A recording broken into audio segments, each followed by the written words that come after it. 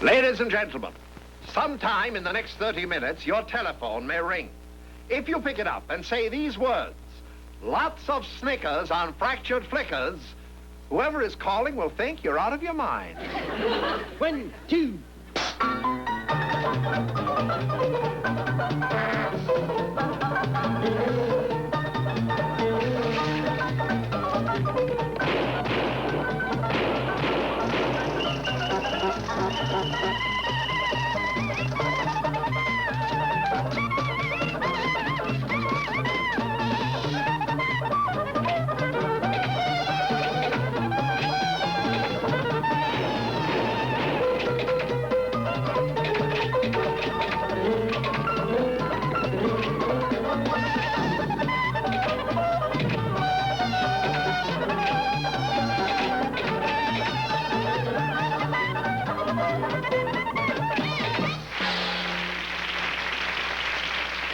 Good evening. I'm Hans Conried. The program is Fractured Flickers, and the time is... Well, I can't be expected to know everything, can I? As you know, each week our program takes a rather offbeat look at the early days of motion pictures and pokes a little good-natured fun at some of the plots and performances of silent movies. Of course, from our vantage point of 40 years later, we can easily see how trite and threadbare some of the situations were and how unbelievably bad some of the acting was. Isn't it comforting to know that in the year 2000, someone will do the same thing for the Loretta Young show? Now, here's our first flicker.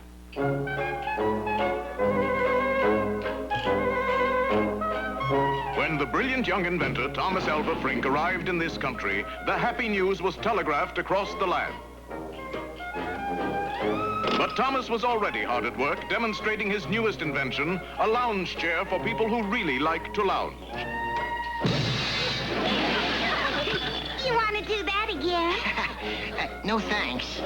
Tom's lollygagging was cut short when his friend Eli Pitney informed him that the eccentric Yardbird family would sponsor his experiments. Yes, when the question was asked, how high is a Yardbird, they had said, This high. Thomas assembled his inventor's tools while showing Pitney a new way to remove hats. It was then he spoke these immortal words. I bet I can make you jump up and down on your left foot. Oh, you're wrong. That's my right foot.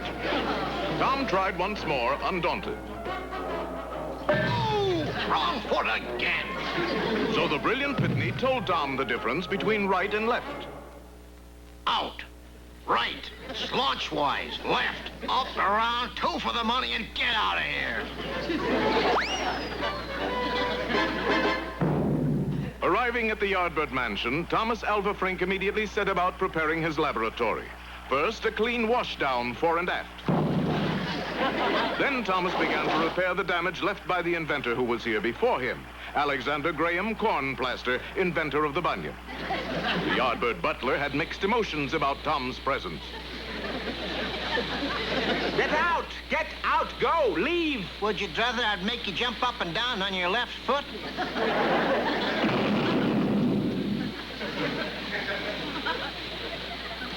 Oh, you're a sickie and I hate you! You peasant, you! But rejection was nothing new to Thomas Alva Frink, boy inventor. Many times before, he had seen his entire world collapse around him.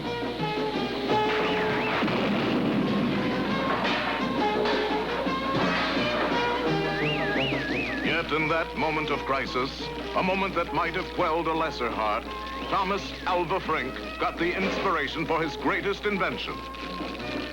He immediately sent up an Indian smoke signal to the anxious Yardbird family. A message that said, "Help!" Now Tom had seen the vision. He could sense the power in his hands as he drove himself on and on. These were no longer mere pipe dreams. In his humble and messy way, he was about to demonstrate that even a complete goof can succeed in this fabulous land.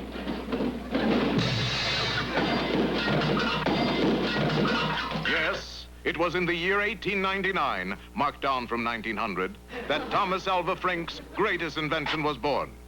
The world's first combination fireplace and shower bath to keep people both warm and clean at the same time. And as the grateful yardbirds lathered up, from the basement below came the victorious cry. And I can also make you jump up and down on your left foot.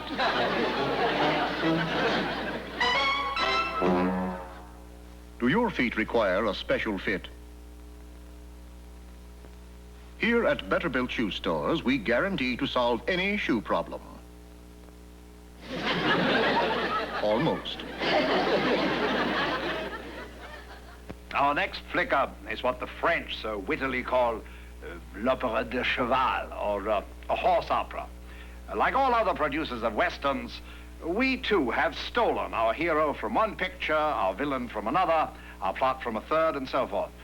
But unlike other producers, we give credit where credit is due.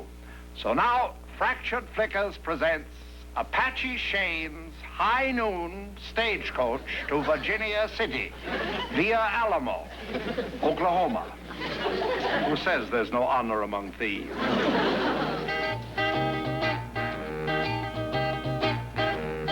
In the days of the early West, there was no more dashing figure than the legendary Jesse James. Unfortunately, this picture isn't about Jesse James. It's about the Giddy-Ap Kid, so called because he always had trouble stopping his horse. Whoa, boy. Why don't you roll when I say roll? When he was able to stop, he got off and robbed the first thing he saw.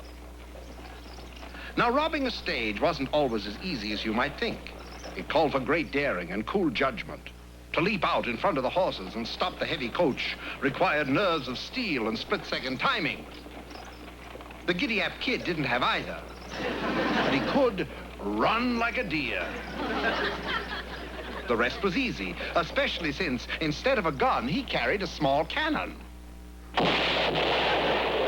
Another rest stop? Meanwhile, in the nearby city of Fleagle Flats, the 1210 from Yuma was arriving right on time. The only passenger aboard was a stranger named Sham Otanta, the fabulously wealthy owner of a string of used horse corrals. Sham was headed for the town's one hotel, the Fleagle Flats Hilton. It was very crowded. For one thing, the Fleagle Flats Poetry Circle was holding its annual convention in the lobby. But trouble was on its way in the shape of the kid's sweetheart, Dolly Finster, and that was a terrible shape for even trouble to be in. Dolly subtly caught Sham's eye, and Sham, of course, knew a good used horse prospect when he saw one. Luck you came to Smiling Sham, Dolly.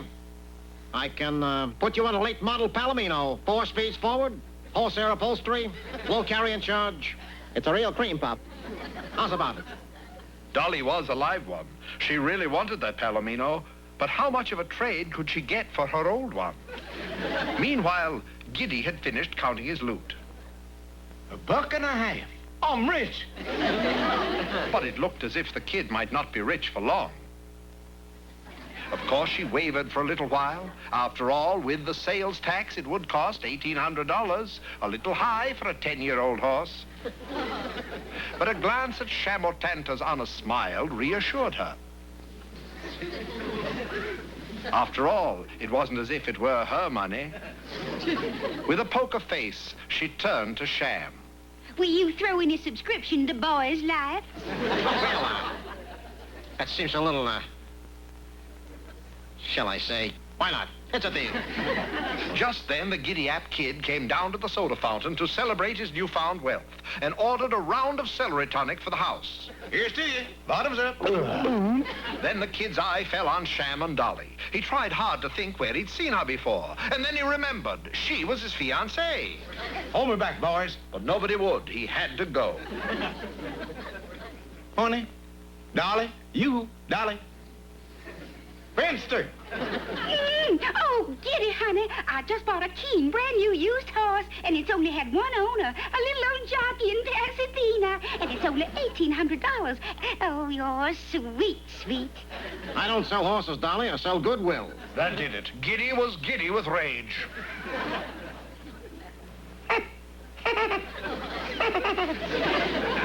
Come on, Dolly. You and me's gonna tango.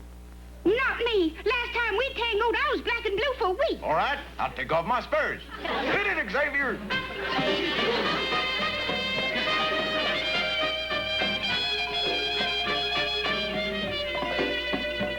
Dolly's only salvation was Sham O'Tanta, who was on the sidelines playing it cool.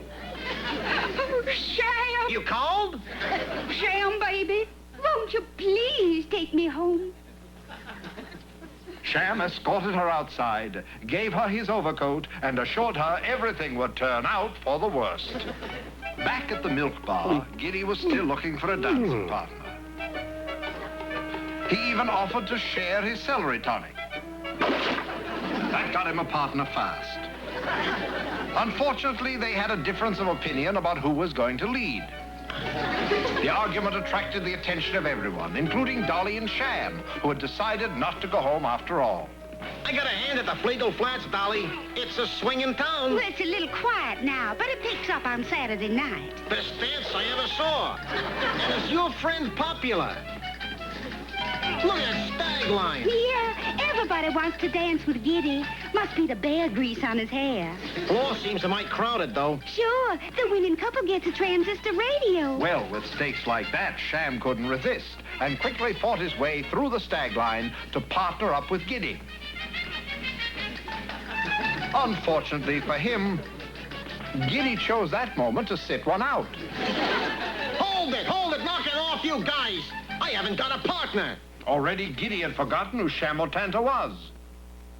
Grab your partner and hit him in the nose, bash him in the head, and stomp his toes, crunch his ribs, and mash his legs. We're gonna have some scrambled eggs. Scrambled eggs! Hit him with the left, punch him with the right, take out your teeth and give him a bite. Pop him in the eye with a dozy-do, and maybe you'll win a radio. Hold it. We win. Sham was right, of course, but there were a few who disagreed, including the other dancers, the crowd, and the orchestra leader who had fallen asleep. And the floor was soon cleared. Wait for the next dance, folks. We're giving away a bag of saltwater taffy. Giddy, you got a pair of magic feet. You ever study with Arthur Murray? Pavlova? Nijinsky? George Murphy? You look pooped. I'll pick up the radio. Giddy was tired, all right, but after all, to dance is to live. And besides, a sack of saltwater taffy. But using all his persuasive powers, Sham not only talked him into riding home, but sold him back his own horse to do it. Now, this one's a real cream puff, Giddy boy. You just settle back on that Norga hide upholstery and take it around the block once, huh?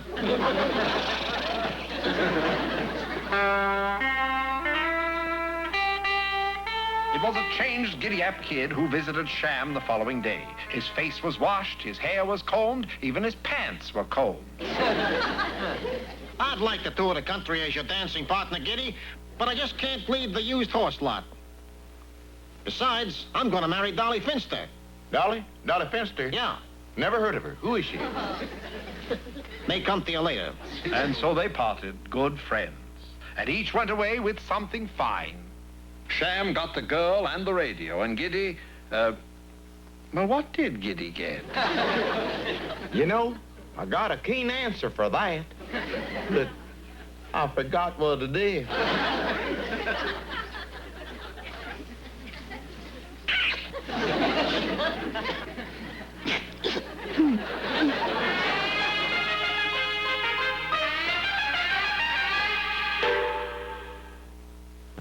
One of the really thrilling phenomena of show business is that personality who leaps into prominence overnight and takes the entertainment world by storm as well as by surprise.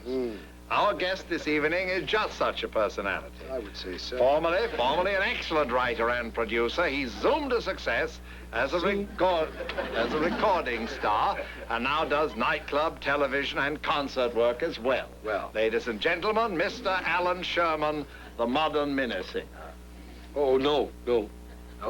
No, I don't sing about Minnie.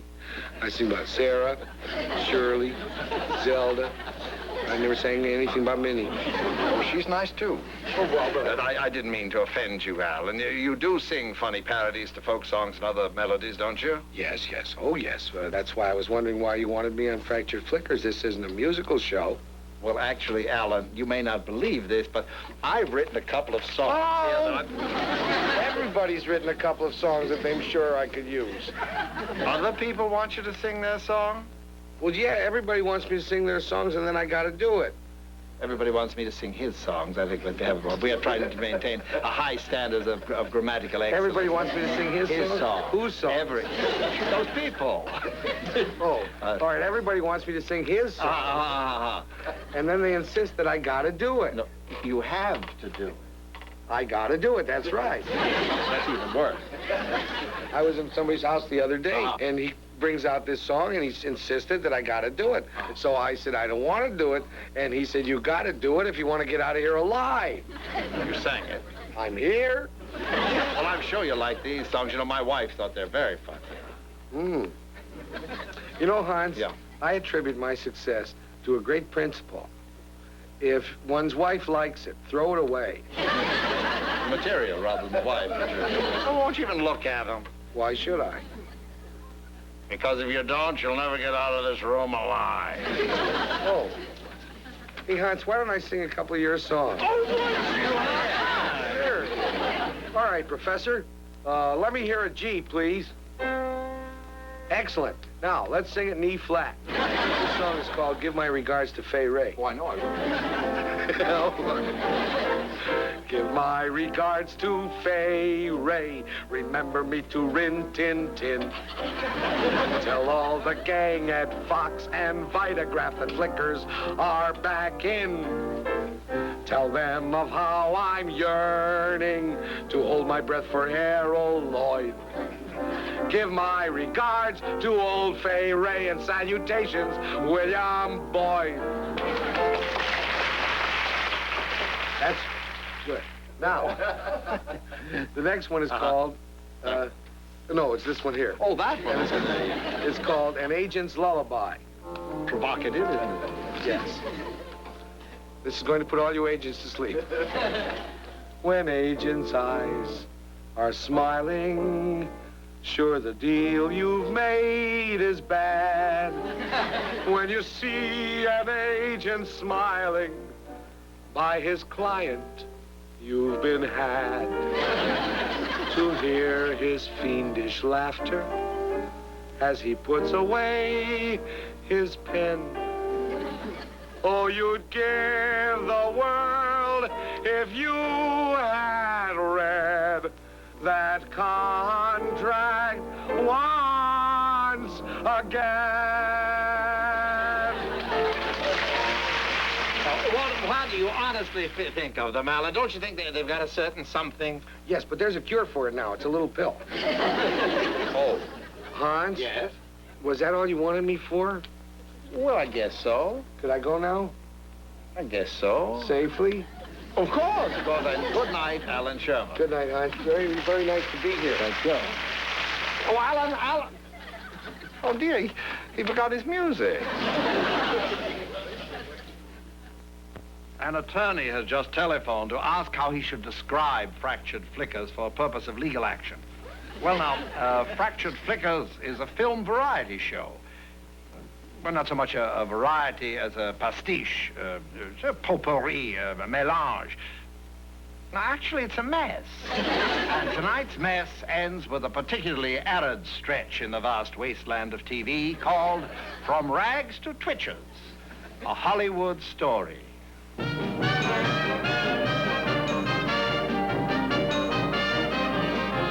It could only happen in Hollywood. Glamorous, glittering Hollywood, entertainment capital of the world. Mecca for thousands of eager young hopefuls yearning for fame and fortune. The chance to become the stars of tomorrow. A new Lola Lane. A second Toby Wing. Another Vera Ruba Ralston. In this mansion in Lompoc lives such a hopeful, Edna May Ferd, girl slave. Edna May's life used to be one of untold drudgery. Carrying heavy loads. Climbing stairs. Emptying slops. Scrubbing sidewalks.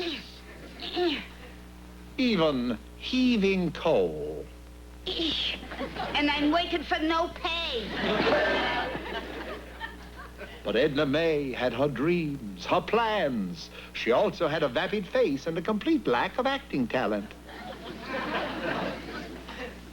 But she studied hard, cheated on the grocery money, and one day...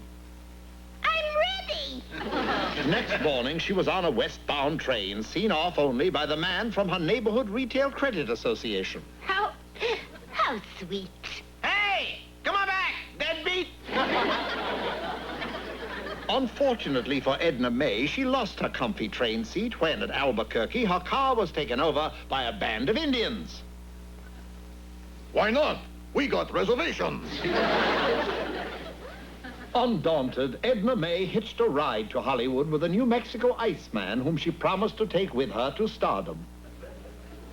Less than 4 months later, they arrived in the glittering metropolis of Hollywood and dashed to the studios. They looked different somehow.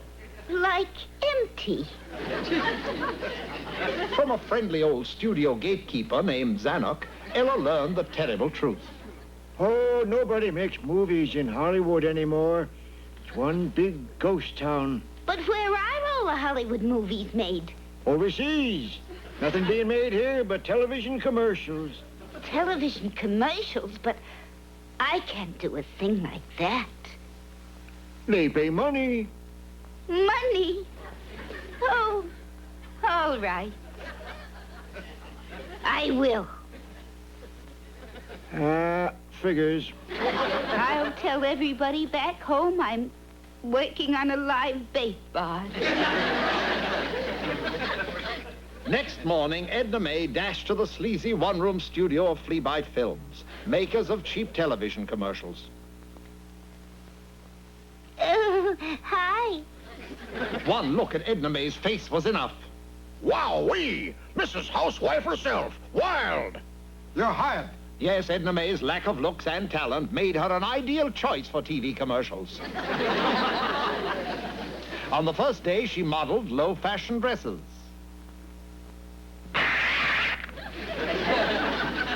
On the second day, she modeled high-fashion hats.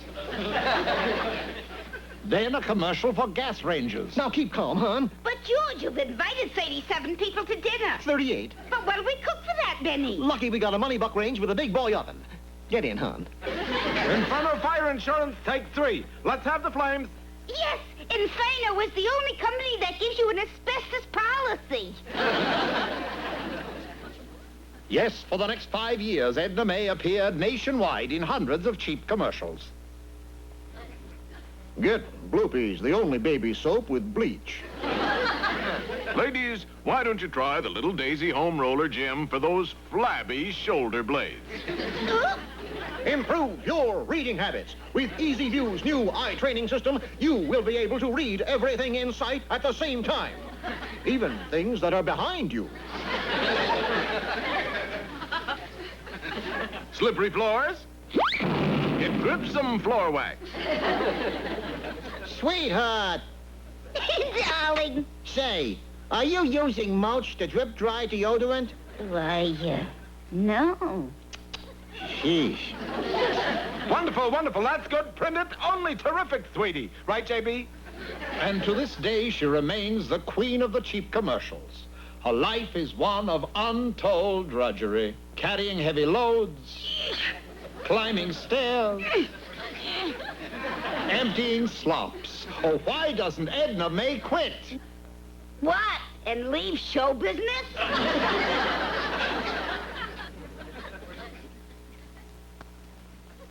This debonair man of the world knows the value of a good personal appearance and how important it is to have well-groomed hair, right up to the eyebrows. Does he or doesn't he? With Ajax hairpieces, only his hairdresser knows for sure. Remember, automobile safety belts may help you to live longer. Try to eat one every day. 1, 2.